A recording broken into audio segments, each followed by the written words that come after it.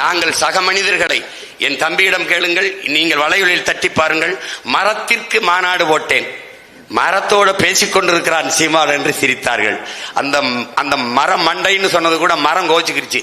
டேய், எனக்கு அறிவு இருக்குடா, உங்களுக்கு தான்டா ஒன்னும் இல்ல, நீங்க திட்டும் போதே ஏன்டா என் பேரை சொல்றீங்கன்னு கூட. நீங்க எல்லாம் கவனிங்க, மரம் என்றால் என்னவென்று தெரியாதவர்களை எப்படி நீங்கள் ஏற்கிறீர்கள்? மரத்திற்கு மாநாடு போட்டேன், ஆடு மாடுகளுக்கு மாநாடு போட்டேன், மலைக்கு மாநாடு போட்டேன், ஆற்றுக்கு மாநாடு போட்டேன், கடலுக்கு மாநாடு போட்டேன், தண்ணீருக்கு மாநாடு போட்டேன். ஆடு மாடு புல்லு பூண்டு நாய் நரி கொக்கு குருவி காடு மலையெல்லாம் நேசிக்கிற இந்த பிள்ளைகள் சக உறவுகளை நேசிக்க மாட்டோம் என்று நீங்கள் நினைப்பது எப்படிப்பட்ட பிள்ளை? வந்தேரிகள் என்ற சொல்லை ஒருபோதும் தமிழின பிள்ளைகள், குறிப்பாக நாம் தமிழர் பிள்ளைகள் உச்சரிக்க மாட்டார்கள். எங்கள் மீது இருக்கிற காழ்ப்புணர்ச்சி எங்களை வந்தேரி என்று சொல்லிவிட்டார்கள், வந்தேரி என்று சொல்லிவிட்டார்கள். அப்படி என்றால் வந்தவரையெல்லாம் வாழ வைக்கும் தமிழகம் என்ற பெரும் சொல், பெருமை மிக்க சொல்லும் இங்குதான் இருக்கிறது. நான் கூட கேட்டேன், வந்தவரையெல்லாம் வசதியாக வாழ வைத்த நாங்கள் சொந்த உறவுகளை இதே நிலத்தில் அகதியாக வாழ வைத்தோம். நாங்கள் புலம்பெயர்ந்து போய் ஐரோப்பிய நாடுகளில் எல்லாம் வாழ்கிறோம். அந்த நாடுகள் எங்களை வந்தேரிகள் என்று எண்ணவில்லை.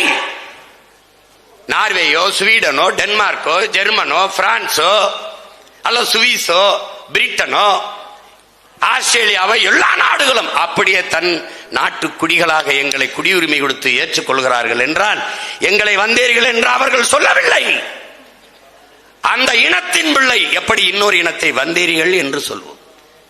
அது ஆகாதவர்கள் சீமான் வளர்ந்து விடுவானோ வந்து விடுவானோ, தமிழர் என்று பேசுகிறானே அப்படி என்று நினைக்கிறது. அப்படி இல்லை. நீங்கள் எப்படி அரசியல் அதிகாரம் கேட்டு அங்கீகாரம் கேட்டு நீங்கள் போராடுகிறீர்களோ அப்படி போராடி கொண்டிருக்க பிள்ளைதான் நாங்களும். எங்களுக்கும் இல்லை, நீங்க நினைக்கிறது இல்லை நாங்க இது தமிழ்நாடு தமிழனுக்கு அதிகாரம் இருக்கு நினைக்கிறீங்க. ஐயோ, சத்தியமா கிடையாது. அதை நீங்க தெரிஞ்சுக்கணும். நீங்களாவது இவ்வளவு கூட்டமா இருக்கிறீங்க, நாங்க ஒத்தையா இருந்து சின்ன சின்ன பசங்களா இருந்து போராடிட்டு இருக்கோம். உங்களுக்கு புரியுதா? இங்கேயாவது பாருங்க, இவ்வளவு பெரியவங்க இருக்காங்க. எங்க இதுல உட்காருக்கும் போது நான் மட்டும்தான் பெரிய ஆளா இருப்பேன், எல்லாம் சின்ன சின்ன பசங்க. சொல்லுங்கடா டேய், எங்க அவன் எங்க நின்னு எங்கடா நம்ம ஆளுங்க இங்க இருக்கான் பாருங்க, இவன் தான் எங்கள்ல பெரிய ஆளு, பாத்துக்கிறங்க. அதனால நாங்க எப்படி சொல்றது, புறக்கணிக்கப்பட்ட நிராகரிக்கப்பட்ட இனத்தின் மக்கள். அதுல என்ன நாங்க முடிவெடுக்கிறோம்? எந்த இடத்தில் நீ நிராகரிக்கப்படுகிறாயோ அந்த இடத்தில் தவிர்க்க முடியாத ஒருவனாக எழுந்த நில். அதான் சாதனை.